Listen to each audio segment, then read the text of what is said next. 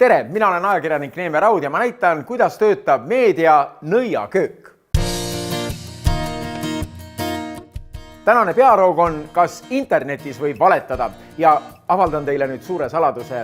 Vale levitamine internetis ei ole otseselt seaduse vastane. Eestis kehtib sõnavabadus ja inimestel on õigus rääkida, mida nad soovivad. Võib öelda, et nii on ka valetamine sõnavabadusega lubatud. Pigem reguleerivad valetamist inimese enda eetilised tõekspidamised, uskumused ja kasvatus. Valetamist reguleerib seadus siis, kui vale abil kutsutakse üles vägivallale, õhutatakse vaenu või laimatakse.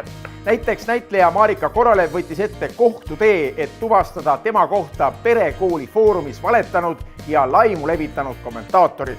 Kohtu abil laimajad tuvastati ning pandi vastutama. Valetamist püütakse reguleerida ka internetiplatvormide reeglitega. Nii ei luba Facebooki reeglid luua ühel inimesel mitu kontot.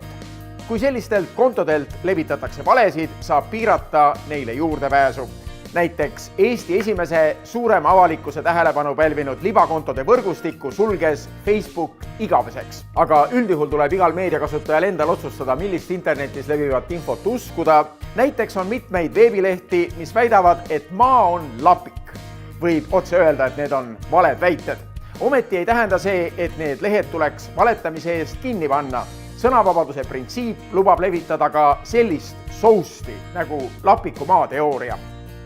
On ekslik arvata, et internetis on vale, kahtlase või ebaõige informatsiooni levitamine rangelt reguleeritud. Igal meediagurmaanil tuleb endal otsustada, mida ta tarbib ja kui palju valet ta seedib. Arenda endas oskust vale äratundmisel.